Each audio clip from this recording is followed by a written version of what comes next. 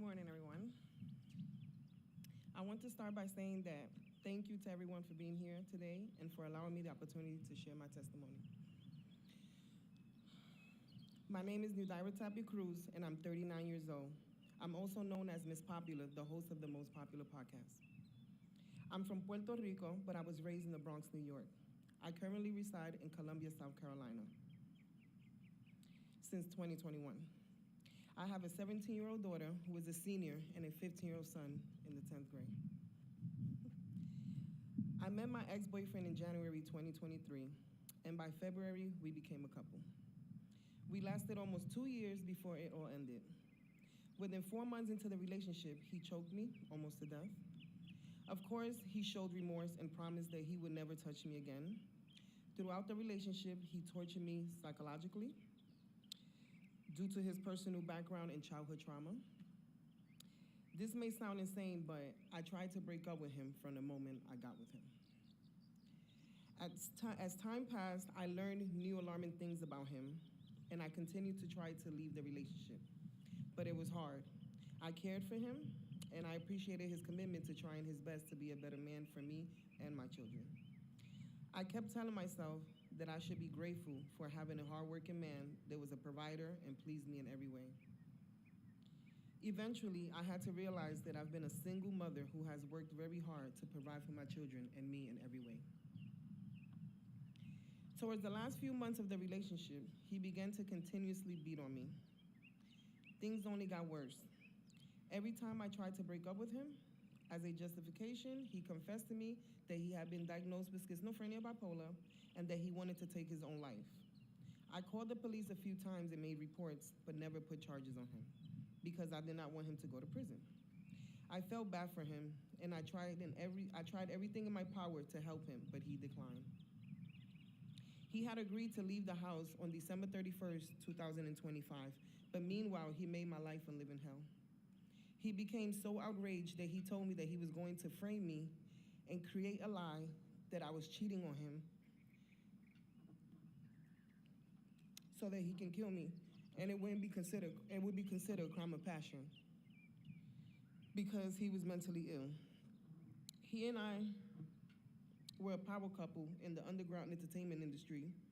He was an artist, and I'm a podcaster / fashionista. In my case, fame, power, envy, and jealousy, along with other personal reasons, played a big role in why things were not working out in my relationship. I was tired of being manipulated, harassed, and mentally / physically abused. Honestly, I knew from the beginning that my ex-boyfriend was not the man for me for many reasons, including the fact that he had been open about being a violent man and a woman beater. I believed and have faith that he wanted to change and be a different person. He tried to be a good man to me and my children. We shared a lot of good memories, and I wish that things would have ended differently because he had a lot to live for. Aside from our relationship issues, he was dealing with a lot of drama in his personal and professional life.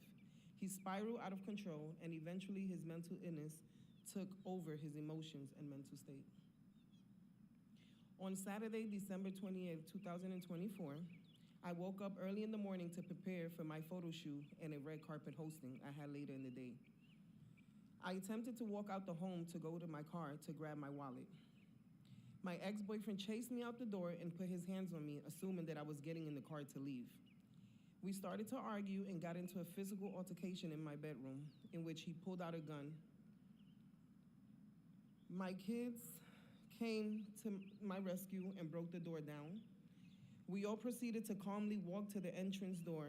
I asked him if he was really going to shoot me in front of my kids, and not even 5 seconds after, my ex-boyfriend shot me on the leg in front of my 2 children. He dropped me off at the hospital and took the police on a high-speed chase, leading him to crash into 5 cars, leaving an innocent man and his dog dead at the scene.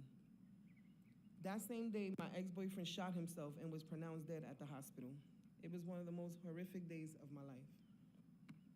I stayed quiet about the abuse I was enduring because I was too concerned about our reputation. I did not want him to go to prison, and I did not want my business to be exposed. I'm here today to beg and encourage all of you to please do not stay quiet and to seek help. Your life and well being are more valuable than what people may think or have to say about you. Many times we get lost in the goodness of a romantic relationship and we overlook the negative. Love is not easy, and yes, it's normal to feel negative emotions, but there should be a limit. I just want to tell every woman and man that has been or is currently in an abusive relationship to please stay alert and do not ignore the signs. Abuse comes in different forms, whether it's physical, mental, sexual, financial, or emotional. I understand that sometimes it's not as simple to let go of someone that you love and have devoted your time and energy to. However, love is not supposed to hurt, make you feel depressed, stressed, or worthless. I keep a smile on my face, and I've pretended like this never happened to me as a way of coping to keep from breaking down. I think about my children and how this has affected them, so I try to stay strong and not show them my weakness. Since my tragic incident, I've been trying my hardest to move forward with my children by seeking therapy, praying, and staying occupied. I'm currently in a graduate school to receive my master's in trauma-informed education. This program has been helping me cope with my trauma and understand my triggers, which I advise all of you to do as a way to prevent distress. I'm very grateful to everyone that has supported me through this healing journey, my family, friends, especially my best friend, Lakemia, and her mom, and her children who are here in the crowd, strangers that have sent me uplifting messages, the City of Columbia, the Attorney General's Office, Violence Against Women's Agency, and most important, to my children who are my everything. I am so happy and proud of being their mother. I also want to give a special thank you to the Hive Agency for supporting me financially and emotionally, as well as providing me with the opportunity to connect with all of you wonderful people today. Many prayers and best wishes go out to all of you that are or have been in my shoes, and to all the family members that are being affected as well. Please try to understand your triggers, take good care of yourself, and remember that it's okay to cry. I would love to connect with every single one of you, whether it's through a podcast interview or for moral support. I'm planning to host a fashion show to honor domestic violence victims and their families on November 2nd, 2025, here in Columbia, South Carolina. You don't have to be an experienced or professional model. This fashion show is to provide emotional support, build confidence, and to remind us that we are all beautiful, regardless of what we've been through. If you are interested in supporting the fashion show as a model or a guest, please grab a business card from me in the front or wherever you see me, and you can reach out to me on all my social media platforms at Most Popular Podcast. Thank you all for your time.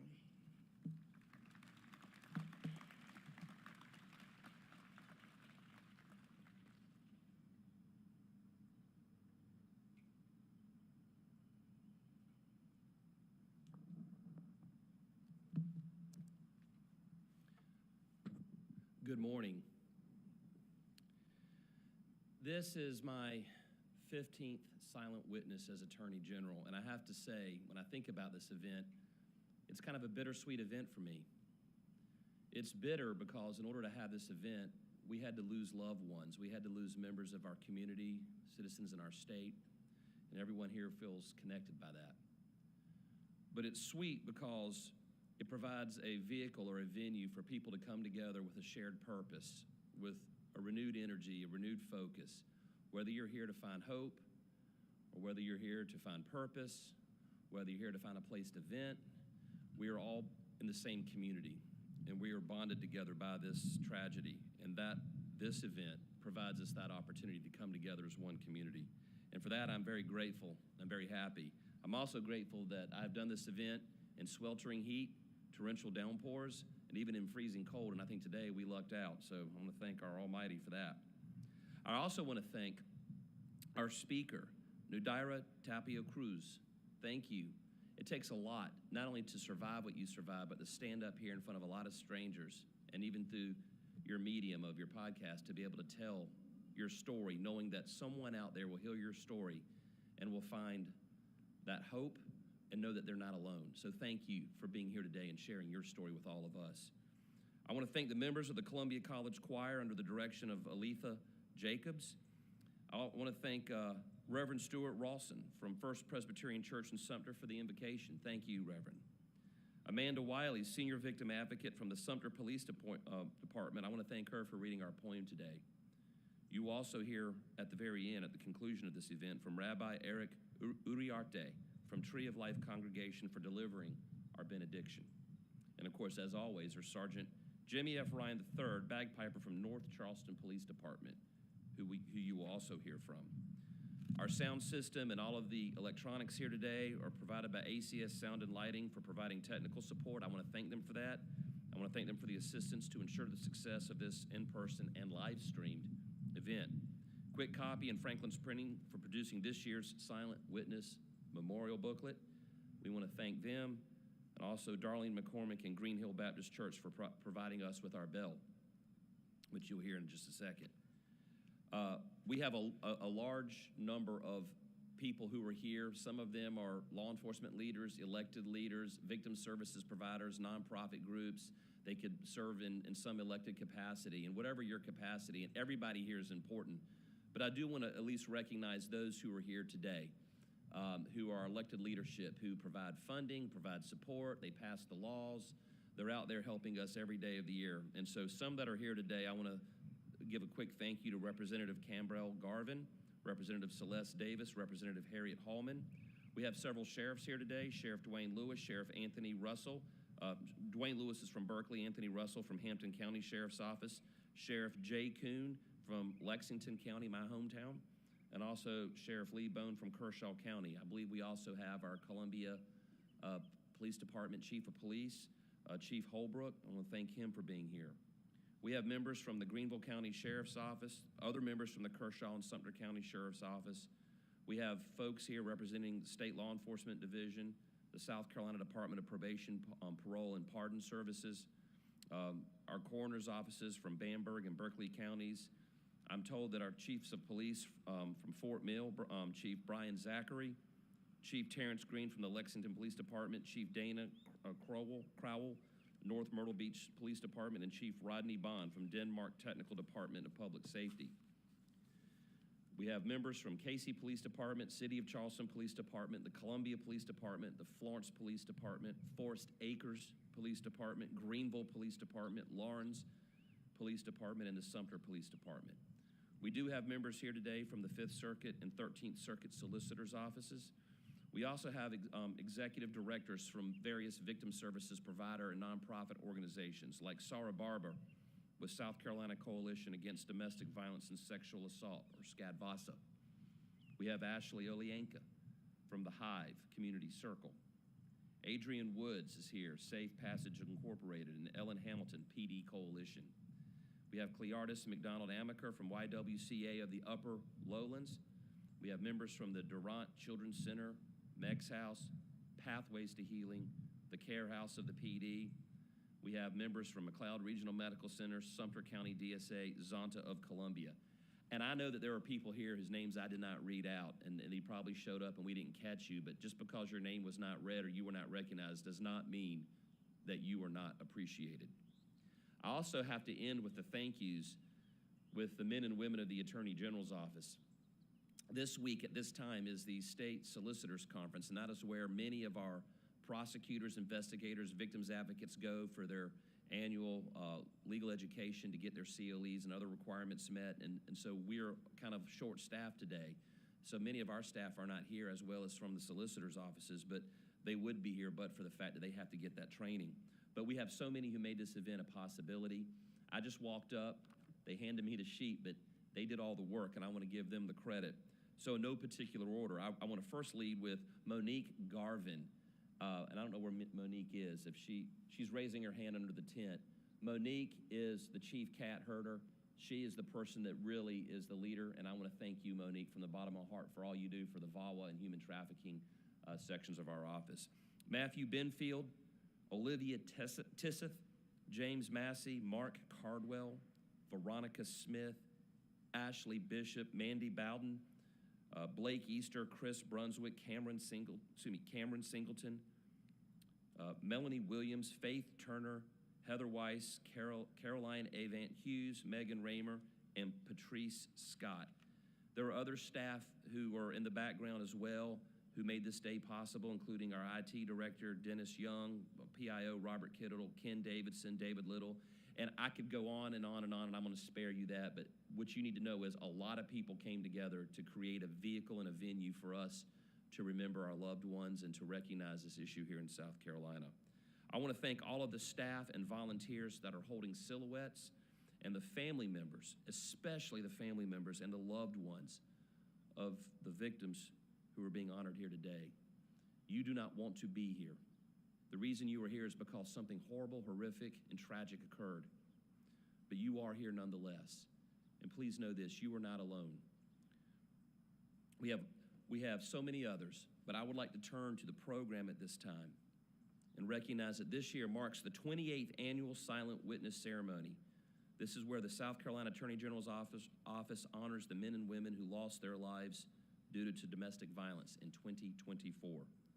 Through this ceremony, we aim to bring attention to the ongoing public health and criminal concern of domestic violence within our state. Since 1996, the National Domestic Violence Hotline has received over 7 million calls, chats, and texts from people impacted by domestic violence. Outreach to the hotline continues to skyrocket at an alarming rate, reaching upwards of 3,000 contacts a day. This year's Domestic Violence Awareness Month theme, highlighted by the hotline, is, quote, "with survivors, always," end quote. The theme that I just mentioned emphasizes the importance of supporting survivors at every stage of their journey towards safety and wellness. Partnership and collaboration are the cornerstone of our state's ability to combat domestic violence and support victims. Our community's safety depends on each of us to break the cycle of violence and hold perpetrators accountable. The Violence Policy Center releases its annual When Men Murder Women report, which provides rankings of each state's female homicides. In 2023, they suspended their state ranking as the FBI transitioned to a new reporting system. This year's publication analyzed data related to female homicides perpetrated by males in 2023. The national report found that 9 out of 10 women murdered by men in 2023 were killed by someone that they knew, and a firearm was used in 64% of those homicides. In South Carolina, the National Network to End Domestic Violence released data from the 19th Annual Domestic Violence Counts Report, which analyzed domestic violence programs in all 50 states over a random 24-hour period. Within that random 24-hour period, South Carolina received approximately 4 contacts per hour and served 688 victims. In 2024, the state of South Carolina reported 46 domestic homicides, 35 of them women, 11 men. 91% of the incidences occurred at a place of residence. 50% of the women and men represented in today's ceremony were the mothers and fathers of children whose homes will never be the same. This experience will impact them long after this ceremony ends. Domestic violence has lasting impacts on our children and our communities throughout all stages of life. Children who witness violence are more susceptible to experiencing abuse in their dating relationships when they become older as teenagers and young adults. They are more likely, statistically, to perpetrate or become victims to domestic violence in adulthood and more likely to experience chronic health conditions. This is not the future our children deserve. Each silhouette represented today is more than a statistic or a piece of wood. It is a life that ended too soon and a reminder of the loss experienced by families and our communities. This ceremony reminds us that every life lost to domestic life was a life of value and a life of purpose. We honor their memory by strengthening our commitment to justice, protection, and the prevention of violence. Although most domestic violence incidents take place in private, domestic violence has public consequences and requires a shared responsibility. Let's continue to stand with the survivors through awareness, training, resource building, advocacy, and action. Thank you. Thank you all for responding to the call to serve through your continued efforts and dedication to the women, men, and children of South Carolina. At this time, I will now share the silent witness names reported from the year 2024. We ask that you remain silent until all of the names have been read. Then we will depart in silence as Sergeant Ryan plays Amazing Grace on the bagpipes. The names in this book were compiled using incident reports from local law enforcement and data from the South Carolina Law Enforcement Division. All defendants are presumed innocent unless and until they are proven guilty in a court of law. We will now begin.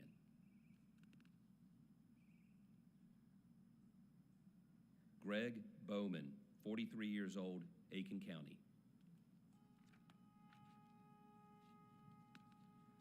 Tiffany Britt, 43 years old, Aiken County.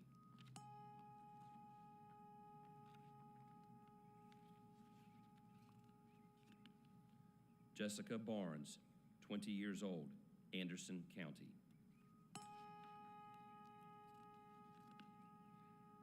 Sally Brainerd, 74 years old, Anderson County.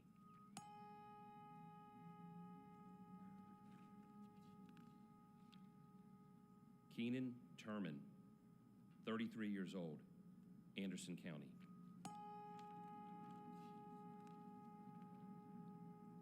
Megan Bodiford, 25 years old, Bamberg County.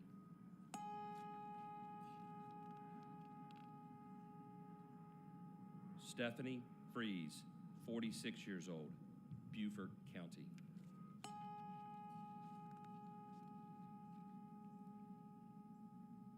Kiona Lucas, 25 years old, Berkeley County.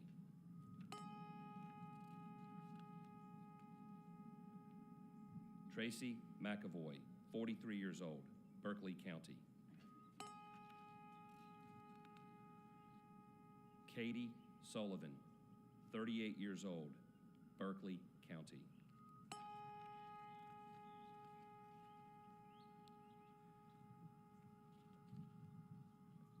Glendy Rakinkaj, 29 years old, Charleston County. Adrian C., 38 years old, Charleston County.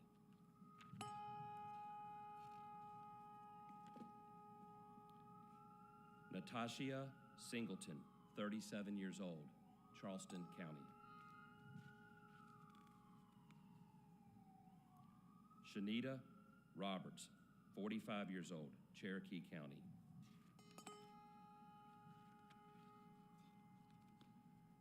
Robin Gano, 58 years old, Clarendon County.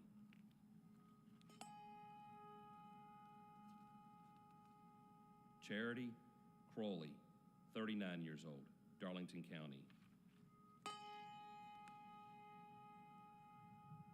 Anthony Hudson, 57 years old, Darlington County.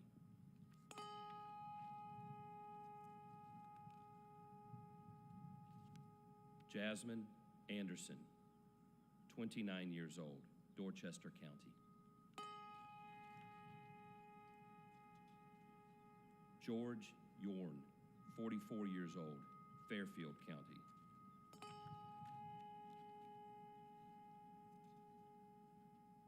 Lorenzo Durant, 38 years old, Florence County.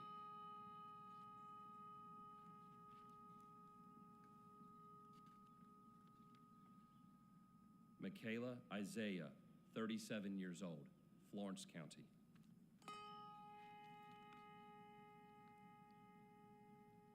Derek Jones, 45 years old, Florence County.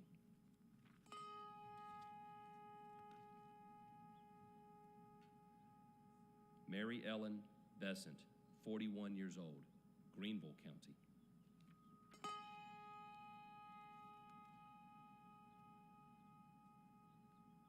Colleen Dortona, 40 years old, Greenville County.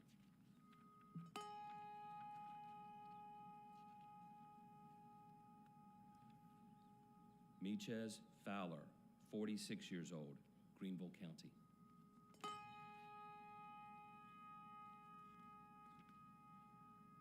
Anissa Henderson, 55 years old, Greenville County.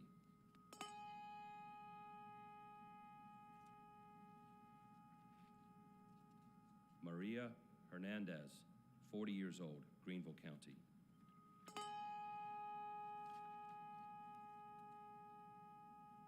Cassandra Gordon, 31 years old, Hampton County.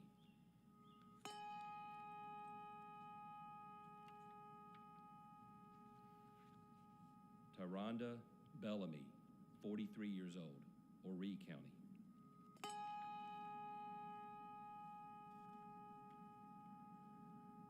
Michael Frederick Smith, 64 years old, Horry County.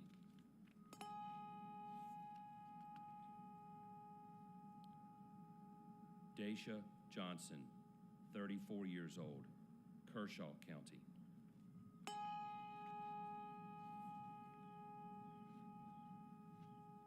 Rachel Jennings, 79 years old, Lawrence County.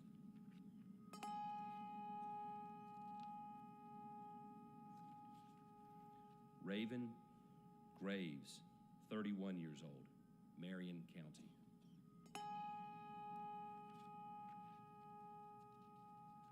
Levon Griddle, 36 years old, Orangeburg County.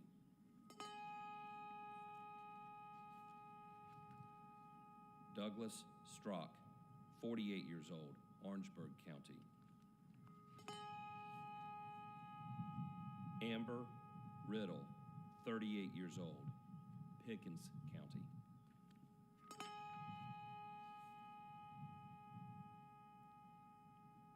Chandrika Graham, 31 years old, Richland County.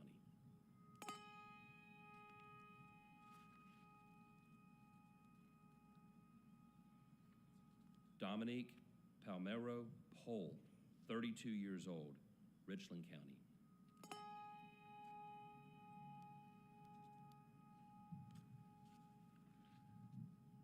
Tiante Lewis, 31 years old, Spartanburg County.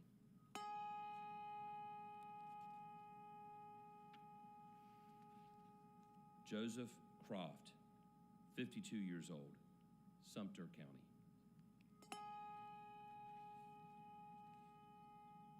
Jennifer Cruz, 33 years old, Sumter County.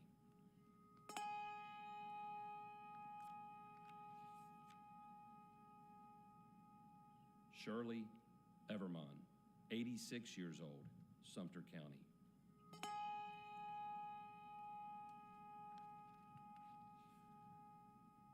Joan Mogensen, 61 years old, Sumter County.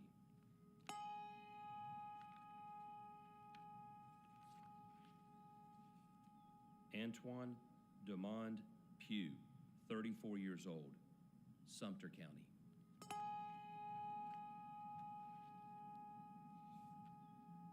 Sherry Redmond, 79 years old, Sumter County.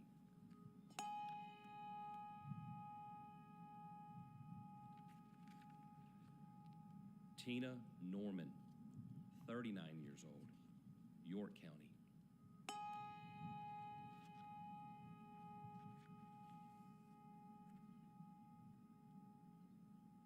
Unknown.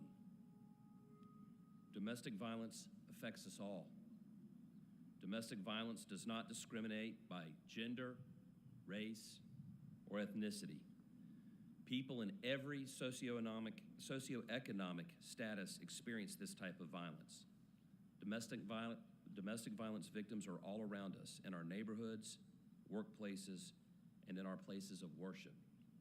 Therefore, let us have a moment of silence to remember those victims of whom we are unaware.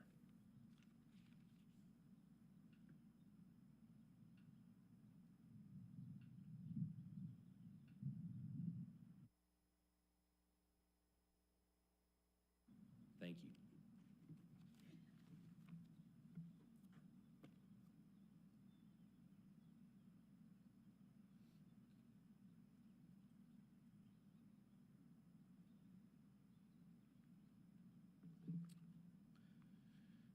Friends, in the Jewish tradition, we have a concept called Shalom Bayit, or peace in the home. Nowhere is that peace more threatened than with the specter of domestic violence. The place that we are supposed to give hospitality, give caring, give safety, give comfort is uprooted. And those people that we are supposed to look to for that safety, that love, that care, and compassion instead rip it away from victims of domestic violence. Just as we are all responsible for bringing Shalom Bayit in whatever way our individual traditions or cultures might define it, so too are we reminded that the most vulnerable people in the place that is supposed to be their safety become victims to that horrible, horrible crime. For all of those names that have been read, there are assuredly countless others that we do not know about. Because for every physical manifestation of that violence that appears on bodies, there are dozens, if not hundreds, of wounds that afflict us mentally, emotionally, socially, financially.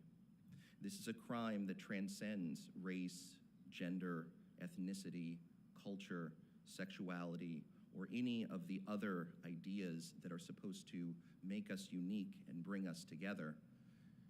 And instead, domestic violence rips that away.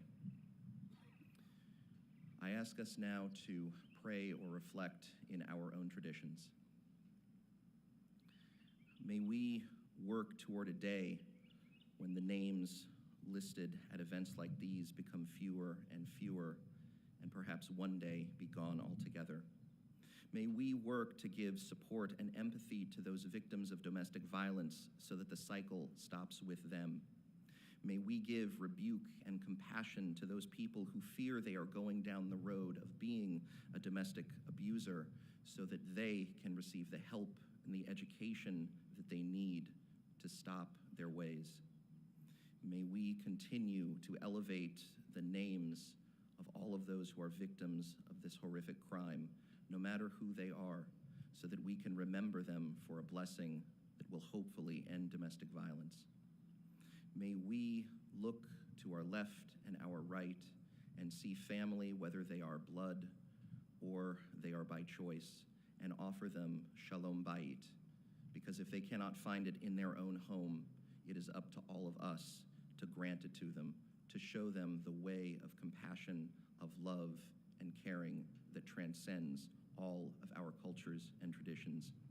And may we, in the words of the great Rabbi Tarfon 2,000 years ago, know that domestic violence is one of those things that we may never solve in our lifetimes, but to which we are obligated to continue the work of doing so. Amen, and may it be so.